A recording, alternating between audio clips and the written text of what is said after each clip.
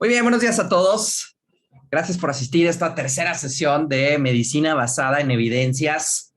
Mi nombre es Ramiro Esparza, yo soy médico internista, no me habían conocido. Las últimas dos sesiones había estado el doctor Carlos Jiménez, pero es un gusto para mí estar aquí y platicar con ustedes. Vamos a iniciar el día de hoy terminando lo que vieron de diagnóstico con el doctor Carlos y vamos a continuar si el tiempo lo permite, viendo la introducción de lo que sería ya tratamiento, que veríamos con muchísimo más detalle el siguiente sábado. Entonces, empezamos esta tercera sesión. Buenos días a todos. Y la frase del día es súper sencilla. Las matemáticas puras son a su manera la poesía de las ideas lógicas. Y en medicina tenemos muchísimas matemáticas. A lo mejor no nos damos cuenta, porque leemos únicamente guías, ya sean nacionales o internacionales, pero todas esas guías están fundamentadas precisamente en estos cálculos matemáticos. Ahora, vamos a iniciar con lo que terminaron la clase pasada, que fue el valor predictivo. Sí terminaron así la clase pasada, ¿no? ¿Sí recuerdan? De manera general, alguien que nos ayude, ¿qué sería un valor predictivo positivo? ¿Recuerdan? Y si no, no hay problema, pero alguien que recuerde qué significa valor predictivo positivo, qué nos dice. Es correcto, doctor Juan Ramón Gutiérrez, excelente, excelente. Y como dice el doctor Juan Ramón, el valor predictivo positivo es una vez que realizas una prueba, si la prueba sale positiva, el valor predictivo positivo nos dice cuál es la probabilidad de que ese paciente está enfermo. Entonces, cuando tienes un resultado positivo en una prueba, ahí aplicas valor predictivo positivo. La fórmula es verdaderos positivos entre la suma de verdaderos positivos y falsos positivos. Es decir, en este ejemplo, todos, sería 93 entre cuánto. Por favor, ayúdenme. Sería 93 entre cuánto. Bueno, creo que no puedo rayar muy bien con el lápiz, pero ¿cuánto sería? Gracias, doctor Daniel. Entre 104, que es la suma de 93 más 11. Eso es correcto. Entonces, 93 entre 104 es igual a 0.8942. Obviamente, cuando hablamos con un paciente que nos pide un pronóstico, pues no nos va a entender si le decimos, señor, señora, usted tiene un 0.8942 de probabilidad de tener la enfermedad. No nos va a entender. Entonces, eso hay que convertirlo a porcentaje y para esto la recomendación es multiplicar por 100.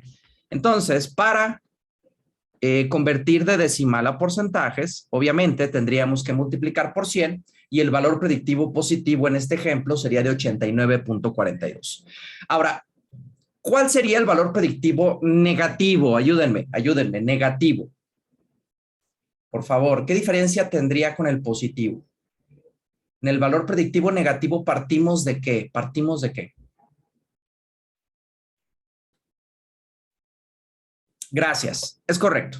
El valor predictivo negativo parte de un resultado negativo de una prueba diagnóstica. Y si sale negativo, esta herramienta nos va a decir la probabilidad de que el paciente esté sano, es decir, de que no tenga la enfermedad. La fórmula para obtener el valor predictivo negativo es verdaderos negativos entre la suma de falsos negativos y verdaderos negativos. Es decir, en este ejemplo sería 89 entre cuánto. Por favor, ayúdenme, porque no puedo rayar bien. 89 entre cuánto. Gracias, entre 96. ¿Y cuánto les da? ¿Cuánto les da 89 entre 96? Por favor, ayúdenme. Perfecto. Da 0.92, es correcto, que si lo queremos pasar a porcentaje, tenemos que multiplicar por 100. ¿Sí? Entonces, considerando todas las fórmulas que vieron la semana pasada, tenemos sensibilidad, especificidad, valor predictivo positivo y valor predictivo negativo. La sensibilidad, ya lo vieron, son los verdaderos positivos entre la suma de verdaderos positivos y falsos negativos. Ahí está. La especificidad, como lo vieron en la clase pasada, es verdaderos negativos entre la suma de estos valores verticales, que son falsos positivos más verdaderos negativos. Aquí están, ¿sí? El valor predictivo positivo no es vertical, es horizontal. El positivo es verdaderos positivos entre la suma de toda esta columna, ahí está, y verdadero negativo también es horizontal, es verdaderos negativos entre la suma de esos dos valores horizontales. Ahora, estas dos características, ¿sí? Son características de la prueba diagnóstica, no del paciente. ¿A qué me refiero con esto? A que estos valores nos dicen las características de la ferritina o de la tomografía o del ultrasonido, no le importa al paciente. Es la primera cosa importante. Número dos es que el valor predictivo positivo y el valor predictivo negativo, ¿sí? Se pudieran modificar, ojo, acorde a la prevalencia de la enfermedad. ¿Bien? ¿A qué me refiero con esto todos? A que si yo tengo una población que tiene alta prevalencia, ¿sí? Por ejemplo, esta de aquí, ¿sí? Sería alta prevalencia de fracturas. Bien, alta prevalencia de fracturas. En una población con una alta prevalencia, el valor predictivo positivo va a ser más alto de lo normal y el valor predictivo negativo va a ser más bajo. No sé dónde podríamos tener una población con alta prevalencia de fracturas, no sé. ¿Qué pudiera ser? ¿Tepito? ¿La prisión? ¿Oblatos? No sé, pero imagínense un lugar así con muchas fracturas y peleas. Bien. Y ahí el valor predictivo positivo va a estar falsamente elevado y el negativo bajo. De manera contraria, en una población con baja prevalencia de fracturas, no sé, pudiera ser un templo, no sé, a menos de que un viejito se caiga y se fracture. Pero bueno, imaginemos que es un templo. Con baja prevalencia, el valor predictivo positivo baja y el valor predictivo negativo aumenta. Entonces, estas métricas pues tienen problemas, tienen sesgos porque dependen de la prevalencia de una enfermedad. Por lo tanto, debemos buscar una métrica que sea mejor que sensibilidad, que sea mejor que especificidad, que sea mejor que los valores predictivos tanto positivos como negativos. ¿Sí? Y que nos sirvan para diagnosticar y que nos sirvan para darles pronósticos a los pacientes. ¿Alguien sabe cuál sería esa métrica de los estudios de diagnóstico que me ayude a decir probabilidad de que un paciente esté enfermo o esté sano y que no se modifique por la prevalencia y que sea del paciente y no de la prueba? ¿Alguien que me pueda ayudar? ¿Alguien sabe? Perfecto, doctor Pedro. Sí, doctora Belén. El famosísimo likelihood ratio. Y el likelihood ratio lo vamos a estar revisando y lo vamos a ir entendiendo progresivamente porque es una métrica que es difícil de explicar por definición. Ferritina alta. Este es el número de personas, ¿sí? Que tuvo prueba de ferritina positiva y que tiene anemia por deficiencia de hierro. Aquí 270 personas tuvieran prueba de ferritina positiva, pero no tuvieron anemia. Aquí 78 tuvieron prueba negativa, pero sí tenían anemia. Y aquí están los verdaderos negativos, que son los que tuvieron prueba de ferritina negativa y no tuvieron anemia. Estos de aquí son los totales. Por favor, calcula sensibilidad, especificidad, los valores predictivos y el LR, por favor. Vamos a ver, damos unos 4 minutos para calcular. Bien. Y a ver si nos ayudan a dar los resultados en cuanto pasen los 4 minutos, por favor, todos.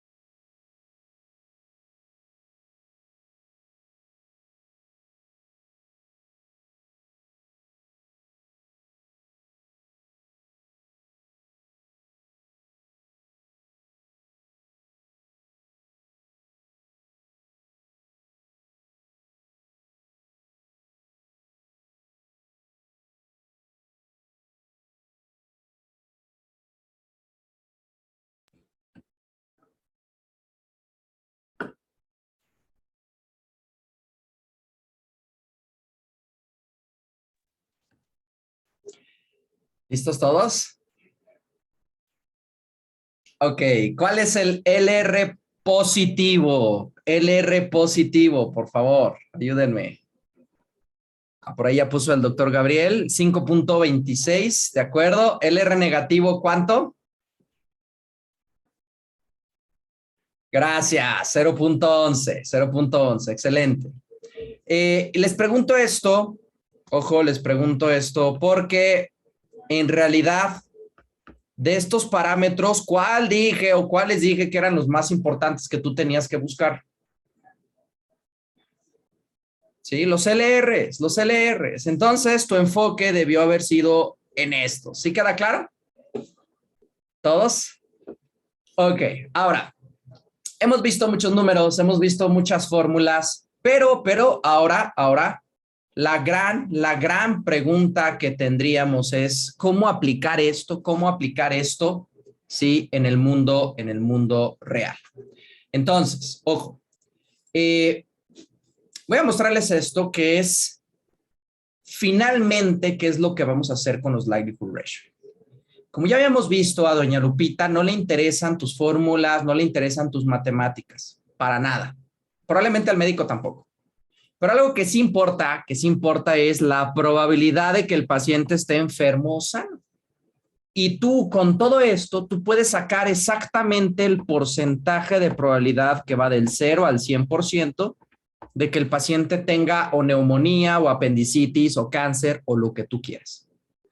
Para llegar a este porcentaje o también llamada probabilidad postprueba, tú tienes que obtener primero dos cosas. Número uno se llama probabilidad preprueba, que es la probabilidad de que el paciente tenga la enfermedad antes de que tú le apliques pruebas diagnósticas. ¿Sí? Y esto es muy interesante.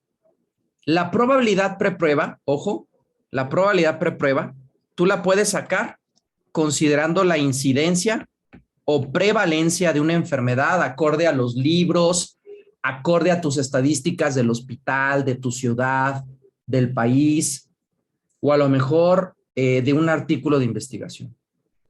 Número dos, la probabilidad preprueba, tú también la puedes sacar por tu experiencia como médico. Tú puedes asignar un valor que va del 0, ¿sí?, al 100%. Ahora, me explico. Si llega un paciente, ojo, y te dice, doctor, perdí el olfato, me duele la garganta y tengo fiebre, en estos momentos, ¿en qué enfermedad pensarías? Ayúdenme en el chat. O sea, no huelo nada, doctor, esta vela aromatizante no sirve, es una basura, doctor, ¿en qué piensan? Gracias, COVID. Y todavía no le aplicas ninguna prueba. No le has hecho alguna prueba de antígeno rápido, no le has tomado PCR, no le has tomado radiografía, nada. Ahora, ese paciente del 0 al 100, ¿qué probabilidad le darías de tener COVID hasta el momento como probabilidad preprueba? Es decir, antes de que le saques sangre o le tomes algún laboratorio o lo explores. ¿Qué probabilidad le das con esos datos que te acabo de dar? Si esos datos te los dijo el paciente, doctor, tengo fiebre, me duele la garganta y no huelo. Ok, 50, 99, 90, 85, 99, ok, 90%. Eso lo hicieron por su experiencia. Eso lo hicieron basado a los pacientes que han visto, basado a la reciente pandemia que tuvimos de COVID-19. ¿Sí? Entonces, vuelvo a repetir, hay dos maneras de sacar esta probabilidad preprueba. Número uno es sabiendo la incidencia o prevalencia de una enfermedad. O número dos, haciendo este ejercicio. Cuando hablamos de incidencia o prevalencia, pongamos el siguiente ejemplo. Supongamos que una persona llega y dice, doctor, es un hombre, supongamos, hombre de 50 años, que dice, doctor, he perdido peso, mis heces se han modificado en consistencia y en volumen, son muy chiquitas, y tengo sangre, evacuo con sangre. Y llevo 6 meses así. ¿Bien? Probablemente, ¿qué diagnóstico piensas en este ejemplo? Ayúdenme. Gracias. Cáncer, probablemente colorectal. Entonces, si te metes a algún libro, al Harrison, y dice la prevalencia de cáncer colorectal en esta población es del 5%, ok, puedes partir de ese 5%. Si no tienes la experiencia suficiente para hacer el ejercicio que hicimos con lo de COVID, parte con la prevalencia que viene en la literatura, no te preocupes. Entonces puede ser cualquiera de las dos. ¿Queda esto claro antes de avanzar todos? Es el primer dato que necesitas y a fuerzas tiene que ser del 0 al 100%. Ahora, último ejemplo de probabilidad preprueba. Último ejemplo de probabilidad preprueba. Llega con ustedes, supongamos que están en la Ciudad de México. Llega una persona que nunca ha viajado, nunca ha viajado. Llega con ustedes y dice, doctor, tengo fiebre y estoy sangrando. Tengo unas petequias en mi cuerpo y estoy evacuando sangre y estoy orinando sangre. Y esa persona les dice, creo que tengo ébola, doctor. Tengo ébola y me voy a morir. ¿Cuál es tu probabilidad preprueba de ébola en ese paciente que vive en la Ciudad de México y nunca ha viajado? 0%. Probablemente, aunque en el mundo real todo puede pasar, ¿eh? Puede pasar que alguien se come un murciélago y genera una pandemia. O puede pasar que tiembla 3 veces el mismo día. Entonces, yo lo dejaría en 1% al menos. No me quiero arriesgar un 0. Lo dejaría en 1 para no arriesgar. Entonces, no piensas ébola. ¿Qué diagnóstico pensarías en México de alguien con dolor muscular, fiebre, petequias, algo de sangrado?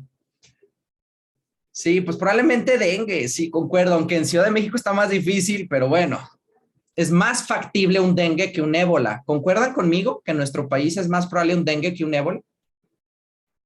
¿Sí? Entonces, obviamente, para esto requieres conocer incidencias, prevalencias, tener experiencias y conocer a tu población. Ahora, número 2, lo segundo que necesitas es el likelihood ratio. El likelihood ratio positivo te va a incrementar la probabilidad del diagnóstico.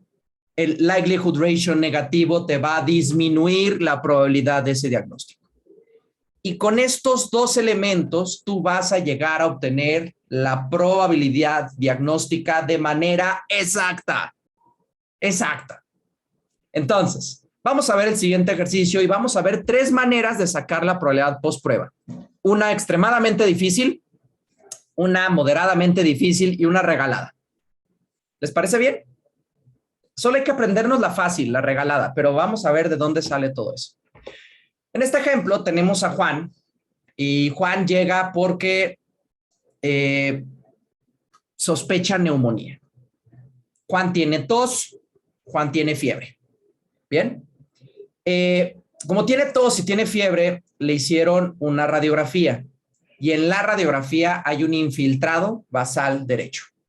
Ahora, acorde a los libros, esto lo sacamos literalmente de literatura.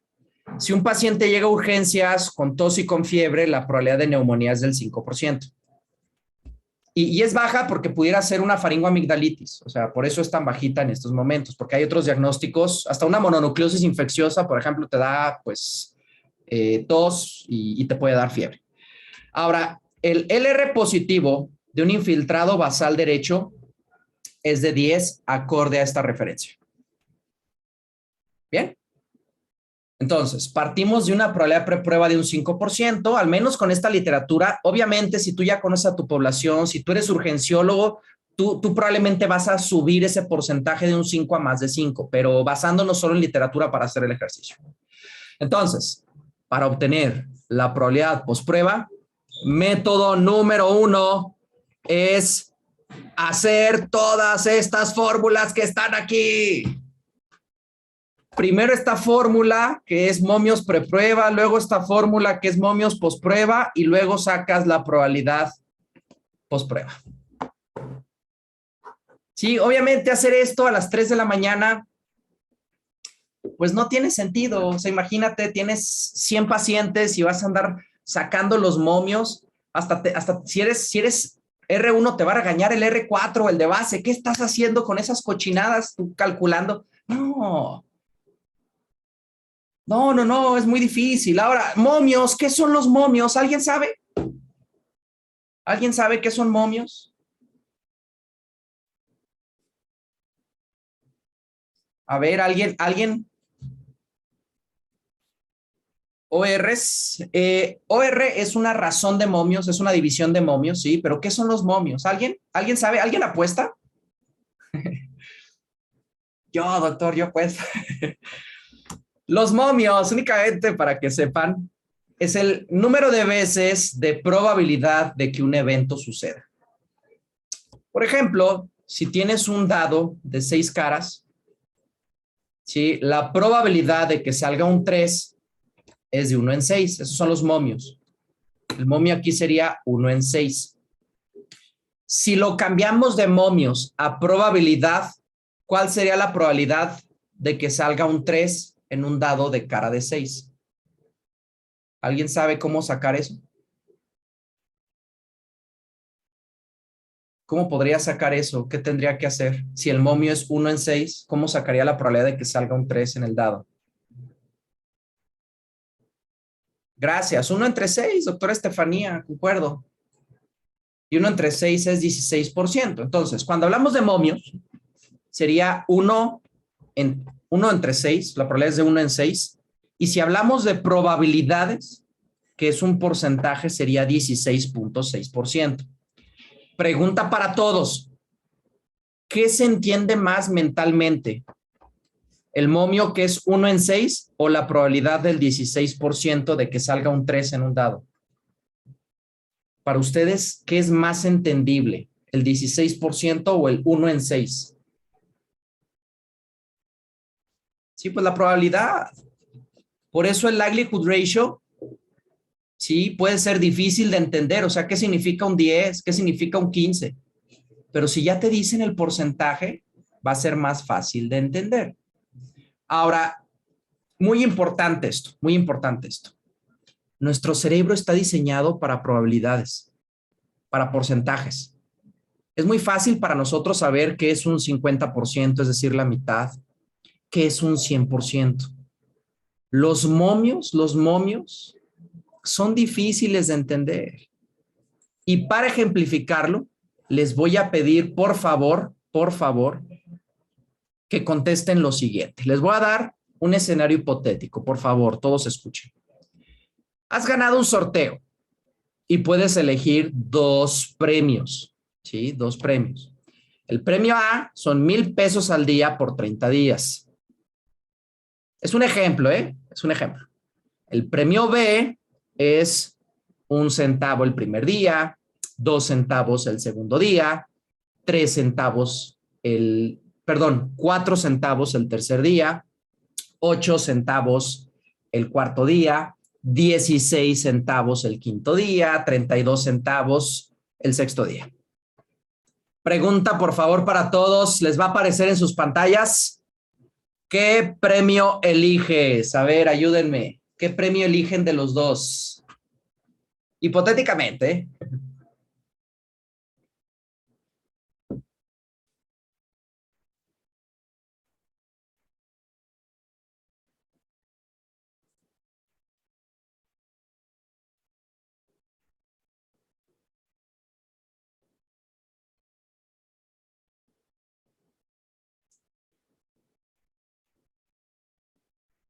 Los dos premios son buenos. En realidad no hay una respuesta correcta o incorrecta. Solo hay una mejor que otra. Pero a nadie le caen mal 1,000 pesos al día o muchos centavos durante un mes. Ok, gracias. Vemos las respuestas, por favor, Raúl. Vamos a ver qué contestaron todos. Y excelente, el 74% dice yo me quedo con mis centavos y 26% dice yo me quedo con mis 30,000 pesos en un mes. Y es cierto, es cierto. A los 30 días tú vas a tener más dinero, ojo, si se duplica la cantidad cada día. Al duplicarse la cantidad cada día, lo que tú vas a tener es un crecimiento exponencial. Si tú le das 1,000 pesos a una persona durante un mes, es un crecimiento lineal. Y mentalmente estamos diseñados para entender el crecimiento lineal más sencillo que el exponencial. Entonces, los momios no son sencillos de manera normal de entender a menos de que pues tu cerebro está diseñado de una manera diferente, o sea, es matemático, físico, pero no es sencillo entenderlo así. Por lo tanto, estas fórmulas difíciles que están aquí consisten únicamente, ¿sí? Únicamente en convertir momios en porcentajes. Es lo único. Estas pruebas súper difíciles que no vale la pena te aprendas, es únicamente un proceso para convertir momios, es decir, los likelihood ratios, en porcentajes. Y vamos a hacer el ejercicio con Juan. Habíamos dicho que la probabilidad preprueba de neumonía era del 5% y que el LR positivo del infiltrado lobar era de 10. Entonces, supongamos que hicimos los cálculos y al final de estas tres fórmulas nos sale una probabilidad de neumonía del 34.46%. Pregunta, ¿con un 34% de probabilidad ustedes le iniciarían antibióticos a un paciente? Probablemente valdría la pena pedirle más pruebas, ¿no? A lo mejor no es suficiente, a lo mejor no es suficiente. Ahora, de aquí van a salir los resultados que vamos a ver. Esta es la forma más difícil, pero vamos a ver la segunda. Son tres. Vamos con la segunda, ¿les parece? Ok, la segunda forma de obtener la probabilidad post-prueba es con el famosísimo nomograma de Fagan. ¿Ya lo conocían? ¿Ya conocían a Fagan? ¿Alguien?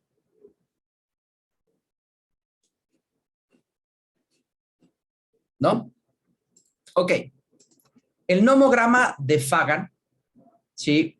Fue descrito en 1975. Ahí está, en el New England Journal of Medicine. Era una carta al editor. Este nomograma es este que aparecerá en sus pantallas. Este nomograma es una grafiquita que tiene 3 líneas. Velas bien en tus pantallas.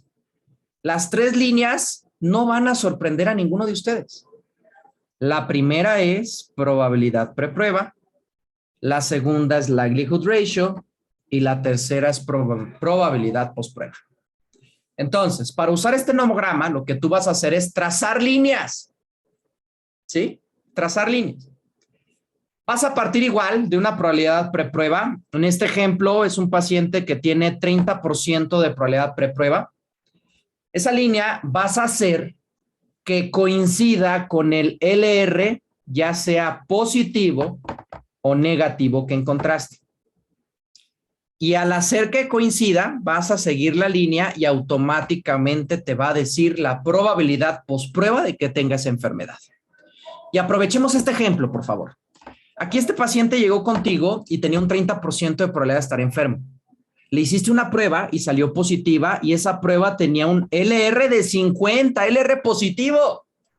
Y observa que con una prueba que tiene un LR positivo de 50, la probabilidad de estar enfermo sube de un 30 a aproximadamente un 94% de probabilidad. Aquí ya diagnosticas al paciente, ¿no?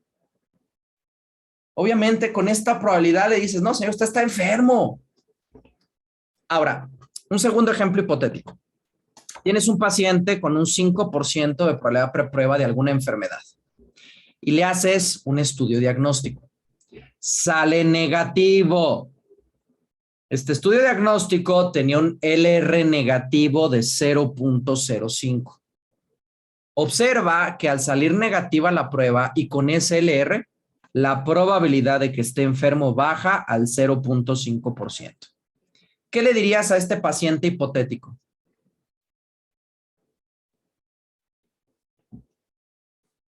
Ayúdenme en el chat. ¿Qué le dirías?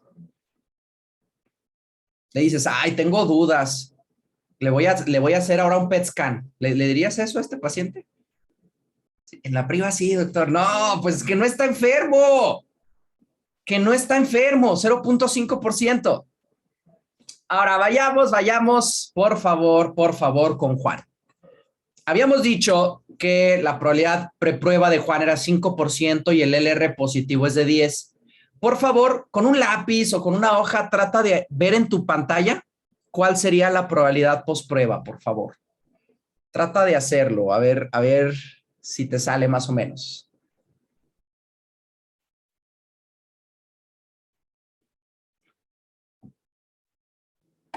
Muy bien, excelente. Vamos a trazar aquí la línea. 5% preprueba, el R de 10 y sale aproximadamente 38. Algunos dicen 30, otros 30, 40. ¿Sí? Ahora, ¿qué es más difícil? ¿Las fórmulas de momios o nomograma de Fagan? ¿Cuál de los dos es más difícil hasta el momento? Sí, pues los momios. Pero hay una desventaja con el nomograma de Fagan. Bueno, hay varias. Número uno, no es perfecta. Tuvimos una variación de 10%. Y cuando hablamos de diagnósticos como cáncer, pues un 10% sí pega, ¿no? Sí pega. Número dos, ¿vas a cargar tu nomograma de Fagan al pase de visita? Ah, no, espéreme, doctor, tengo que sacar mi regla y hacer una línea. Ah, es que lo tengo de fondo de pantalla de mi celular. Ahí está bien. Pero bueno, son desventajas. Aún así, quiero quedarme un poquito más con nomograma de Fagan. Vamos a continuar con Juan. Utilizando las fórmulas, dijimos que Juan tiene, después de tomar una radiografía, una probabilidad de neumonía del 34.46%. ¿Recuerdas eso todos? 34%. Ok. Y mientras está en urgencias, Juan empieza con fiebre. La fiebre, cuando hablamos de neumonía, tiene un LR positivo de 5, acorde a estas referencias, un LR de 5. Ahora, ya habíamos sacado, ¿sí?, que con la radiografía el paciente tuvo esta probabilidad diagnóstica. Ahora yo quiero incluir este nuevo hallazgo a esta probabilidad. Primera pregunta, si se le agregó fiebre, ¿la probabilidad de que tenga neumonía va a aumentar o va a bajar? ¿Qué opinas? ¿Qué opinas tú con ese LR positivo de 5? Sí, pues va a aumentar. Entonces, lo que podemos hacer fácilmente es, ok, hagamos otra vez el ejercicio. Agarra otro nomograma de Fagan, ¿sí? Pero ahora vamos a partir de una probabilidad preprueba del 34%. Y vamos a partir porque es la que tiene el paciente en estos momentos gracias a la radiografía. Ahora, partiendo de un 34%, haces una línea que cruce un LR positivo de 5 y ahora esa probabilidad sube a aproximadamente 70%. ¿Tiene sentido este ejercicio? ¿Sí? Ahora, supongamos que le tomas exámenes de sangre y tiene leucocitosis a expensas de neutrófilos. Y el LR positivo, supongamos, es de 7. Ok, tercer nomograma de Fagan. ¿Con qué probabilidad preprueba inicias? Ayúdenme en el chat, por favor. ¿Con cuál inicias? Sí, gracias. Con 70% aproximadamente. Exacto, es 72.4.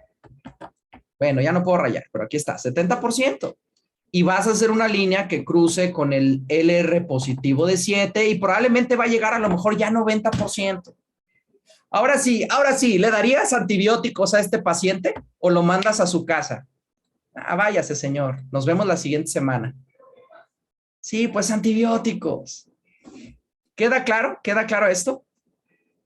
Ok, quiero dar un ejemplo más, pero ahora con LRs negativos. Hemos visto muchos positivos. Tenemos un paciente que tiene dolor abdominal, bien, que tiene cambios en sus evacuaciones y está preocupada, este paciente está preocupado porque piensa que tiene cáncer. Ahora, tú le haces una prueba que es buscar sangre en heces y sale negativa. El LR negativo de esta prueba es de 0.04, que es muy bueno. 0.04, dijimos que menos de 0.1 era excelente. Ahora, en este paciente, por sus características, la probabilidad preprueba de cáncer de colon es de 7. Entonces, por favor, trata de poner la línea y díganme ¿qué probabilidad quedaría? Partiendo de un 7, que sería más o menos aquí. Traten de hacerlo en sus pantallas, un 7 y el 0.04 sería más o menos aquí.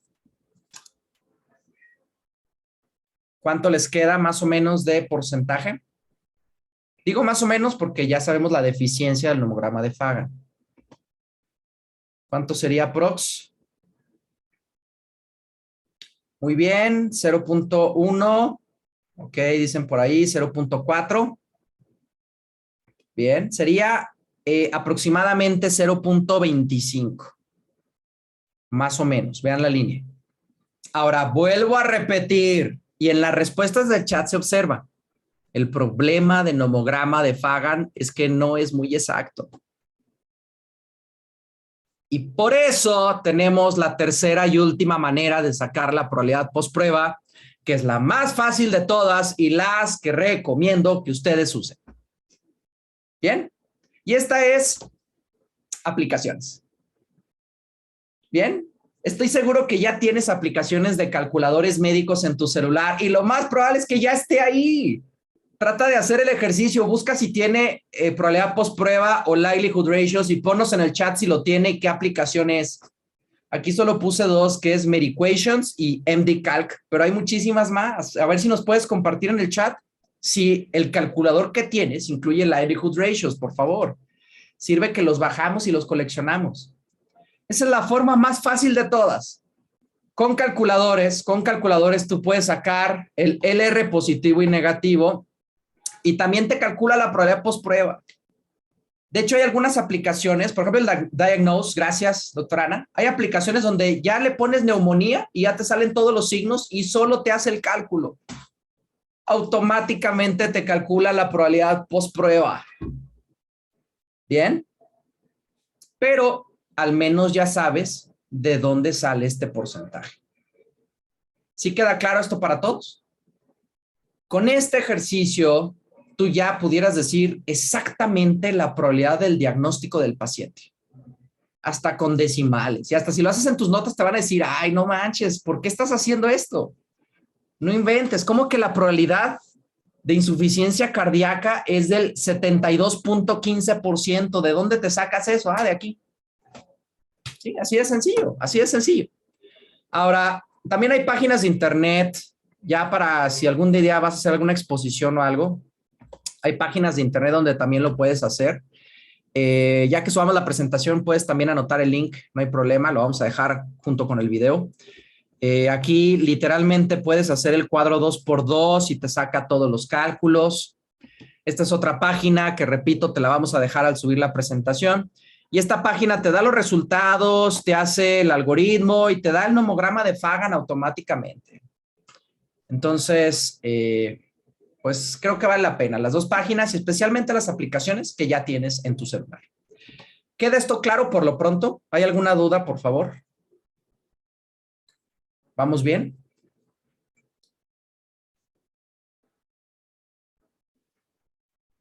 ¿Todos bien?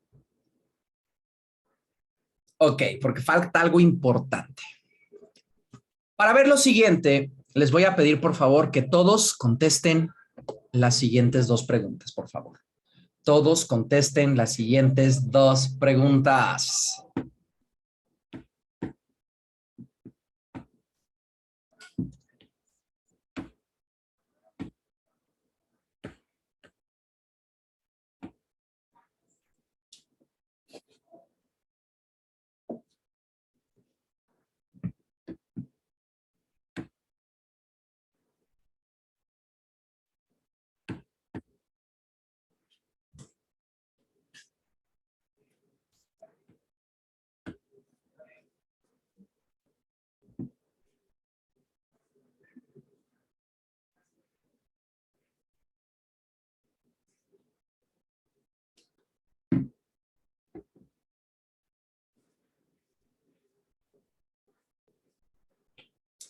Hay diferentes, doctor Ricardo, en Android y en iOS.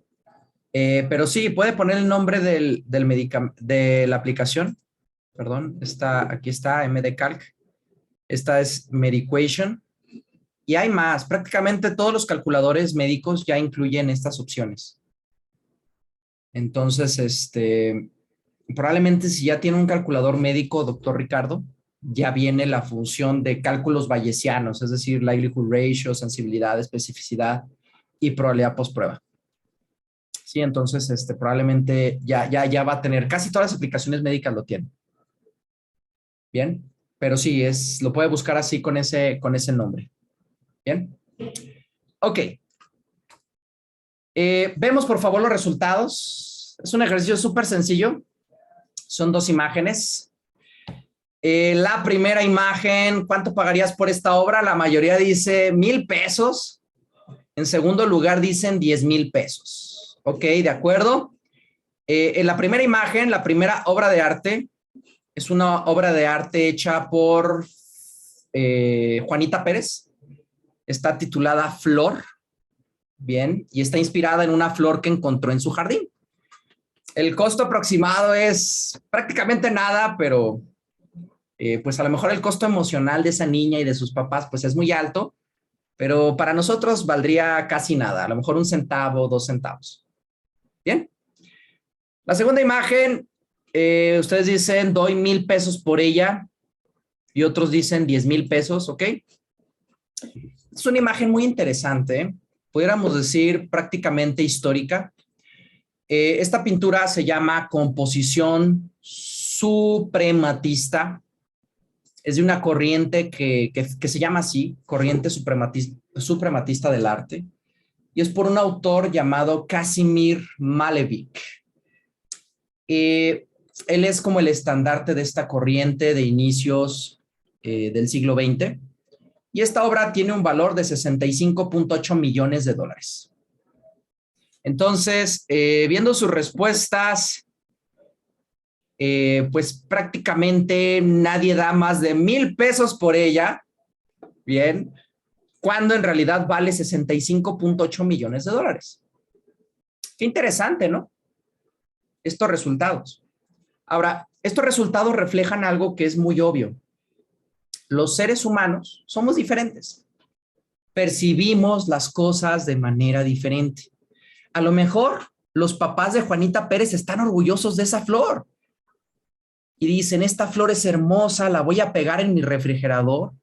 Sí, la va a poner ahí. Después la van a tirar probablemente, pero mientras la pegan, la admiran y dicen, esto es grande. Pero para el resto de nosotros no importa. Esto también se refleja en medicina y es algo llamado variabilidad interobservador. ¿Les ha pasado que durante el pase de visita alguien dice, mira, esas uñas son de psoriasis? Y otro dice, claro que no. Y otro dice, sí, es que hay fosetas. Y otro dice, no. Y otro, sí, no, no. ¿Les ha pasado que en el pase de visita no concuerda? O que alguien escucha el tórax de un paciente y dice, tiene estertores, ve qué claros estertores. Y ahí vas con tu estetoscopio, escuchas y dices, no hay nada. Sí, te quitas el estetoscopio y por quedar bien dices, sí, estertores, claro. Lo pondré en la nota, no hay nada. Y de repente llega alguien más y dice, ¿cuáles estertores? Son sibilancias. Llega otra persona y dice, es un soplo anfotérico. Y dices, ¿qué es eso? ¿Dónde lo inventaste? No, hay variación. Ahora, ¿crees que de manera normal, escuches igual con el estetoscopio de la izquierda que con el de la derecha? Obviamente un cardiólogo escucha perfectamente soplos, casi poniendo el pabellón auricular, pero un mortal que no sea cardiólogo, ¿crees que haya diferencia con estos instrumentos? ¿Todos crees? ¿Crees que haya diferencia, por ejemplo, con un ultrasonido? Obviamente el ultrasonido es mejor que el estetoscopio. Ahora, y probablemente lo más importante, hay de orejas a orejas. ¿Quién crees que va a escuchar mejor los soplos? ¿Un cardiólogo? ¿Sí? ¿O un médico general? Ahora esta combinación es sencilla porque realmente puede ser cardiólogo o infectólogo, cardiólogo o internista, cardiólogo o cirujano, cardiólogo lo que sea. O sea, los cardiólogos evidentemente. Y es, ojo, ¿sí? Precisamente porque ellos tienen más expertise. Ahora, vamos a ver este ejemplo, por favor, todos. Perdón, creo que Raúl, ¿me ayudas? Perdí la señal. ¿Me ayudan, Raúl? ¿Todos me ayudan? Perdí la señal completamente, ¿no? ¿Me ayudan? ¿Sí ven ustedes todo? Ok, denme un minuto. Yo perdí completamente la señal aquí de la tableta. Raúl, la tableta no tiene nada y me sacó completamente. Denme un minuto, por favor.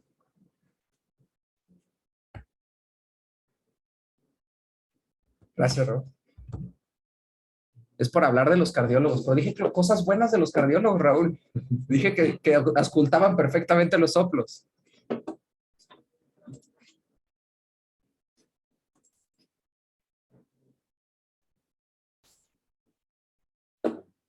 Vale.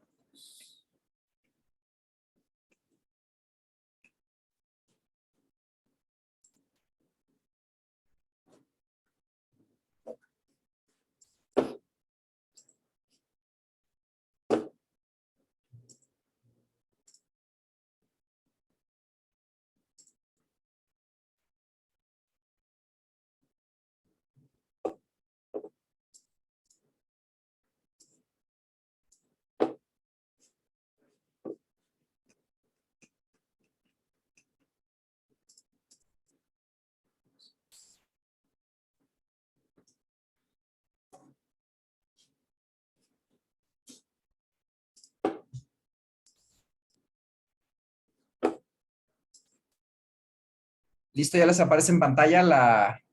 Ok, gracias, Raúl. Una disculpa. Ok, vamos a ver este ejemplo, por favor. Dos médicos revisan a 100 pacientes. Un médico se llama doctora María, el otro es doctor Juan. Y están buscando estertores. Ahora, la doctora María dice que de esos 100 pacientes, 80 tienen estertores y el doctor Juan dice de esos 100 pacientes, 60 tienen estertores. Bien. En otras palabras, la doctora María encontró en un 80% de los pacientes estertores y el doctor Juan los encontró en un 60% de ellos. Si quisiéramos ver la concordancia entre esos dos médicos para buscar estertores, lo que tendríamos que hacer es dividir el porcentaje de un doctor con el porcentaje de otro. ¿Sí? Siempre ponemos el valor más bajo arriba y el valor más alto abajo. Entonces dividiríamos 60 entre 80. Y eso nos da una concordancia, ¿sí? Una concordancia de un 0.75. Y ahorita vamos a hablar de concordancias. Ahora, cada signo, cada síntoma y cada prueba que tú tengas que interpretar, como por ejemplo ultrasonidos o tomografías o radiografías, todas en teoría tienen su concordancia.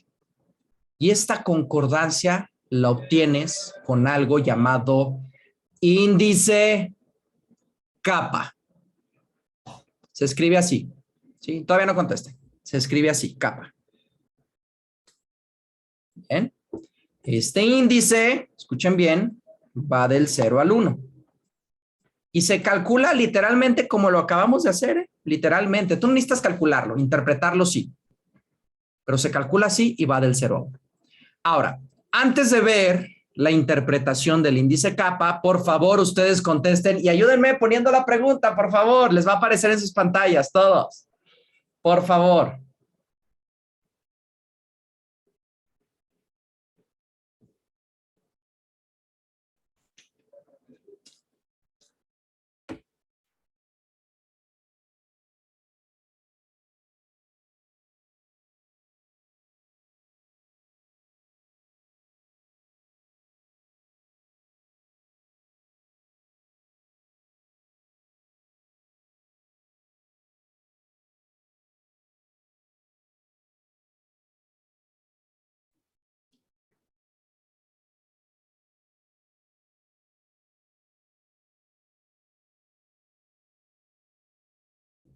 Muchas gracias. Y antes de ver la respuesta, esto es lo importante.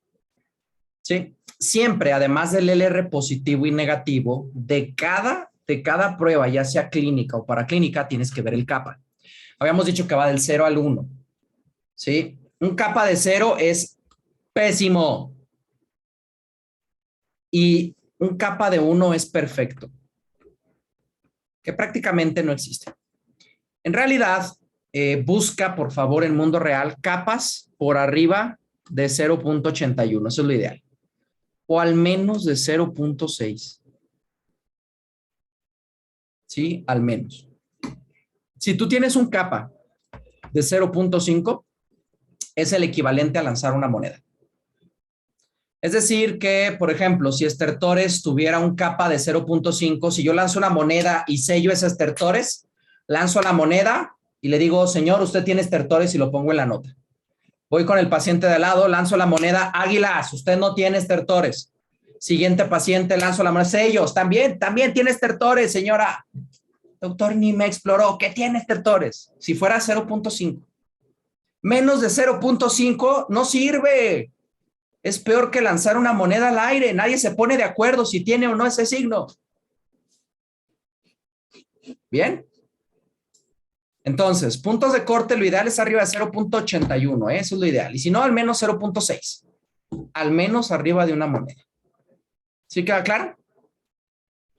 Ok. Me regreso a la pregunta.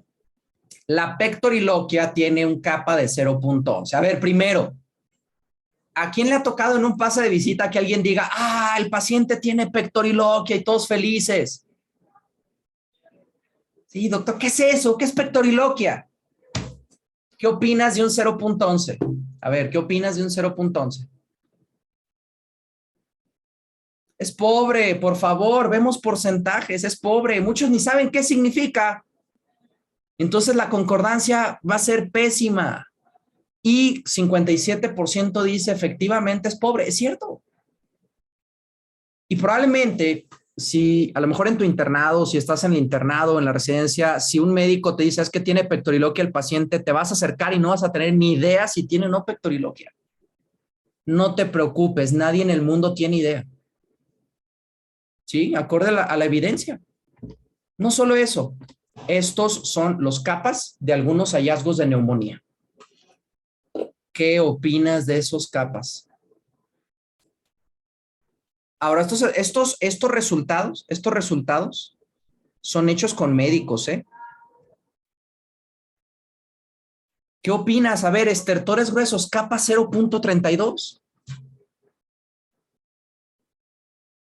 Si alguna vez te sentiste mal en un pase de visita por no escuchar estertores cuando el médico dijo que tenían, no te sientas mal. No estás solo. ¿Sí? Esto pasa normalmente. Por eso pedimos radiografías, ultrasonidos pulmonares o TACs, porque la clínica no es suficiente neumonía. Sibilancia 0.51 si es más alto, y más si eres neumólogo o infectólogo, ahí sí el kappa va a aumentar, evidentemente. Bien, crepitantes bajísimo, disminución de... ¿Queda claro? Entonces, ojo. ¿De qué te sirve tener un LR positivo de 50 con pectoriloquia? Si probablemente el paciente ni siquiera tiene pectoriloquia. Si no puedes estar seguro de que realmente lo tiene. Ojo, el ultrasonido es operador dependiente. El ultrasonido depende de quién lo interpreta. También la exploración física. Si tú eres un excelente clínico, obviamente la situación cambia. Y lamentablemente en los últimos años la clínica se ha perdido. Entonces, los LR van a ser peores cada año en exploración física y los kappa van a ser peores cada año también en exploración física. ¿Queda esto claro? Por favor, todos. Ok, ¿hay alguna duda de esto, por favor? Hasta el momento vamos bien. ¿Ya se sienten menos culpables por no escuchar estertores durante el pase de visita? Porque yo sí. Ok, entonces, vamos a ver ya de manera muy breve, para terminar, la introducción a análisis de artículos de tratamiento. Súper breve, porque esto va a sentar las bases de lo que vamos a ver la siguiente clase. Número uno. Sin saber el origen de una enfermedad, cualquier tratamiento debe ser considerado una suposición. Y es súper peligroso en medicina tratar a alguien sin tener un diagnóstico. No sé si les ha pasado o estuvieron al pendiente de algún caso que les pasó a algún amigo de un amigo, donde le daban tratamiento y todavía no había diagnóstico y ese tratamiento generaba más daños que beneficios. No sé si les habrá pasado o habrán escuchado, pero sucede. Para tú tomar decisiones terapéuticas, además de tener un diagnóstico, que es lo que acabamos de terminar por lo pronto, debes identificar un objetivo para el tratamiento. Es decir, si yo le doy antibióticos, voy a matar bacterias, se le va a quitar la fiebre al paciente, va a mejorar la leucocitosis y clínicamente va a estar mejor. ¿Sí? Número 2, el tratamiento depende de la evidencia que tú encuentres. Por ejemplo, ahí Barmisil, voy a dar Barmisil para todos. No hay evidencia para eso. Concuerdo, doctor Pedro, concuerdo, no lo hagan. El análisis de la evidencia, no porque un representante médico te diga, da imipenem para faringoamigdalitis, lo tienes que hacer. Pero el congreso en Dubái, doctor, no, lo tienes que hacer. Número 3, las decisiones terapéuticas también van a depender de disponibilidad y de costos. Es que ayer en el New England salió un nuevo antibiótico para tuberculosis. Sí, pero no se vende en México. Es experimental. 2, no, señora, este biológico es buenísimo para su enfermedad, ¿eh? Ay, doctor, ¿y cuánto cuesta? 100,000 pesos el ámpula. Preferencia del paciente. Si tú le dices al paciente, el mejor tratamiento que puedo hacer es quitarle la mitad de su pulmón, y el paciente te dice que no le quitas la mitad del pulmón, aunque sea lo más eficaz. Importante establecer metas para medir respuesta al tratamiento. Ok, le voy a dar este antibiótico y aquí lo que quiero ver es si la PCR y la BCG baja o si se quita la fiebre o si baja la neutrofilia.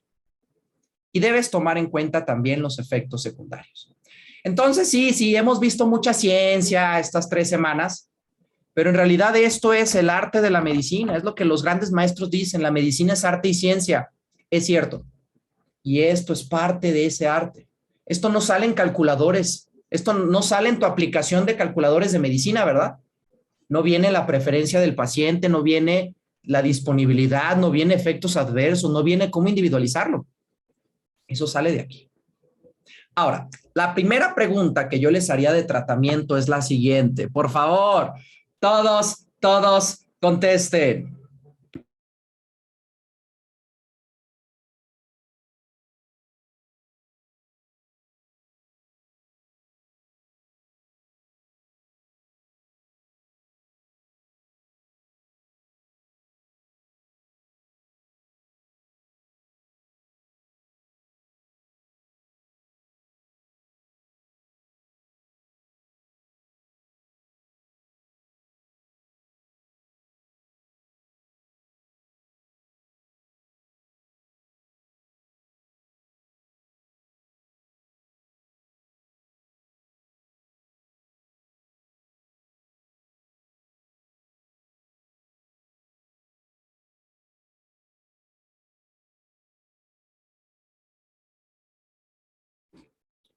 Muy bien, muchas gracias.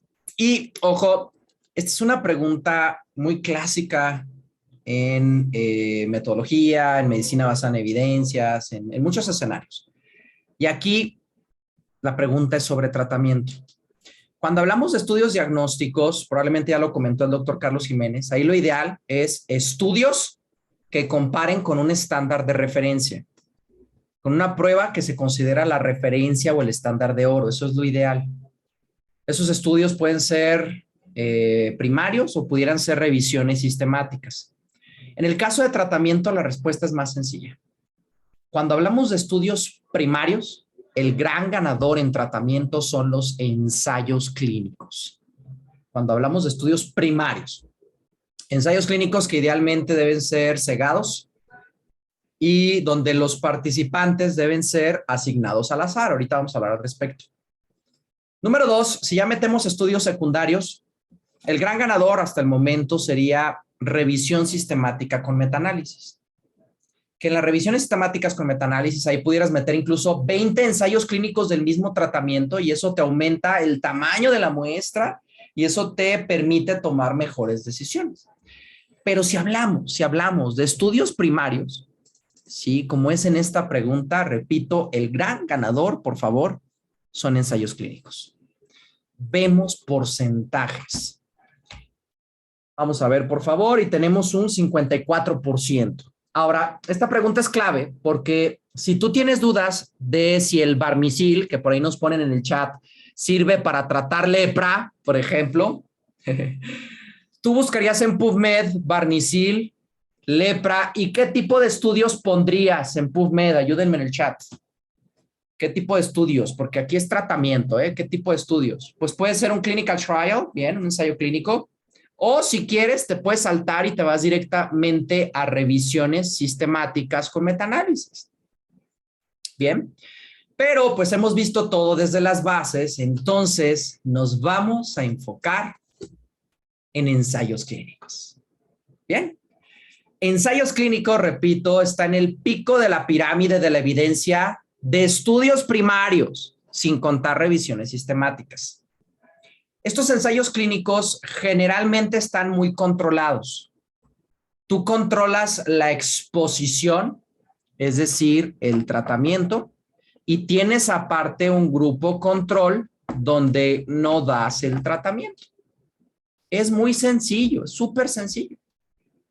El hecho de hacerlo de esta manera lo que hace es disminuir la probabilidad de sesgos. Ahora, vuelvo a repetir, hay al menos dos condiciones que se piden para disminuir estos sesgos. Número uno, que los participantes de cada uno de estos dos grupos sea asignado al azar. Bien. Y esto es clave porque ¿qué pasaría si no fueran asignados al azar? Imagínate que tú eres el investigador y Pfizer te da 10 millones de dólares para hacer este estudio y te dice, te doy 5 más si encuentras resultados positivos para mi medicamento. ¿Estarías tentado acaso a poner a los pacientes más graves en control y a los menos graves en el tratamiento?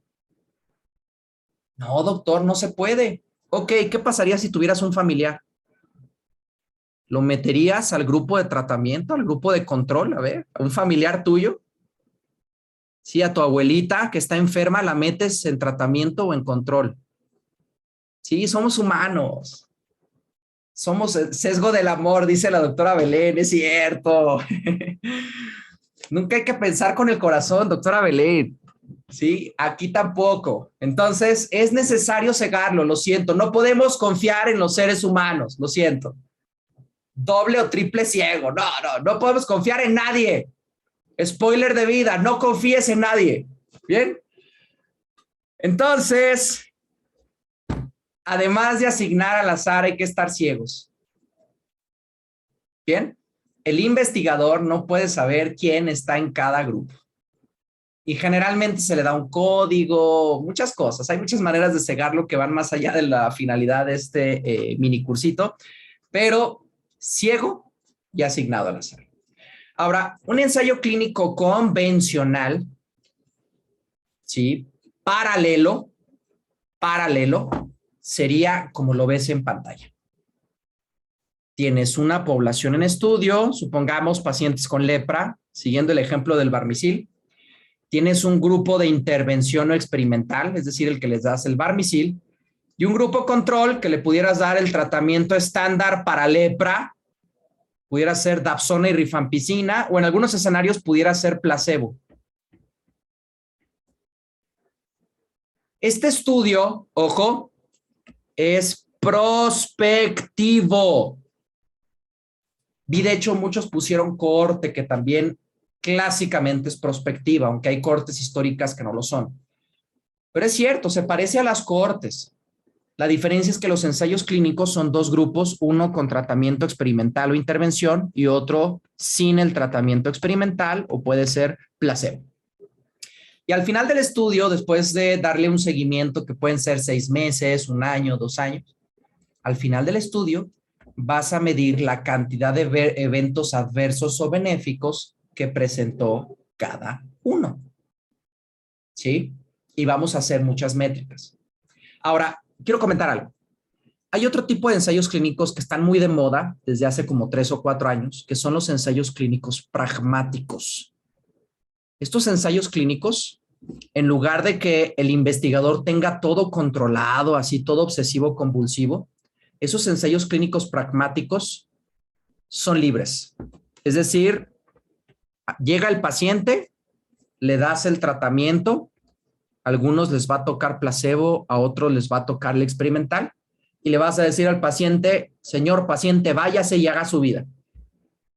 Entonces, esos pacientes pueden tomar otros medicamentos, pueden hacer otras cosas, se pueden enfermar de muchas cosas, es decir, viven la vida real. ¿Sí? Va a haber interacciones medicamentosas, van a salir de lo que estaba en el ensayo clínico original. Entonces, no hay control, pero se han puesto de moda porque en el mundo real el paciente no solo se pone Barmisil, como dice el doctor Pedro, también se pone, ¿qué más? Pues dexametasona que le recomendó pues la vecina, también se enferma de COVID, también le da cáncer, o sea que hay muchas cosas que al final impactan en el resultado. Entonces, si ven por ahí un ensayo clínico pragmático, es un ensayo clínico sin tanto control, donde el paciente hace su vida normal y que aunque tiene más sesgos, los resultados sí los pudiéramos extrapolar más fácilmente al día al día. Para cuestiones de la clase, vamos a hablar de los ensayos clínicos nada más convencionales, como vemos aquí en paralelo. ¿Queda claro? Ahora, estos eventos que vas a medir al final, los vamos a representar en una tabla de 2x2. Y me adelanto, esta tabla 2x2 es diferente, ¿sí? Es diferente, ojo, a la que vimos en diagnóstico. Esto es lo último que vamos a ver ya para cerrar. En esta tabla 2x2, ojo todos, arriba va el desenlace. El desenlace puede ser curación, puede ser cultivos negativos, puede ser disminución de neutrofilia, lo que tú quieras, ¿sí? Lo que el investigador quiera. Si el desenlace está presente, vas a poner aquí a los pacientes. Si no está presente, los vas a poner aquí. Del lado izquierdo vamos a tener a los dos grupos que hemos estado hablando todo este rato. Aquí vamos a tener al grupo de intervención no experimental y abajo vamos a tener al grupo control o placebo. ¿Bien? ¿Queda esto claro, esta estructura? Con esta estructura vamos a trabajar la siguiente clase, es decir, el siguiente sábado. Entonces, les dejo esta diapositiva, les dejo esta tabla 2x2, por favor, todos. Y no sé si tengan alguna duda del día de hoy. Aparte de no caer en el sesgo del amor, alguna duda que tengan sobre lo que vimos. Una clase liberadora de ya no sentirse mal en el pase de visita por no identificar egofonías. ¿Qué significa la P? Aquí no hay P's, pero la siguiente clase vamos a hablar acerca de la P, doctor Pedro. De hecho, vamos a hablar también acerca de intervalos de confianza, el 95% que van de la mano. Pero sí, vamos a hablar de error tipo 1 y tipo 2, doctor Pedro, la siguiente clase. Bien, entonces no daremos spoilers, pero sí, lo vamos a ver la siguiente. Mucho mejor, doctora Estefanía, creo. Mucho mejor. Ok, entonces, siguiente clase, vamos a hablar un poquito de desenlaces, vamos a hablar de riesgos relativos, vamos a hablar más en profundidad de intervalo de confianza del 95% del valor de P y vamos a hablar de 2 métricas de tratamiento. No se necesitan más, nada más 2. Con esas podemos interpretar o podremos interpretar artículos de tratamiento sin problemas. Ok, nos vemos por favor el siguiente sábado. Cuídense mucho esta semana. Gracias por asistir y nos vemos en 7 días. Que estén bien. Saludos a todos.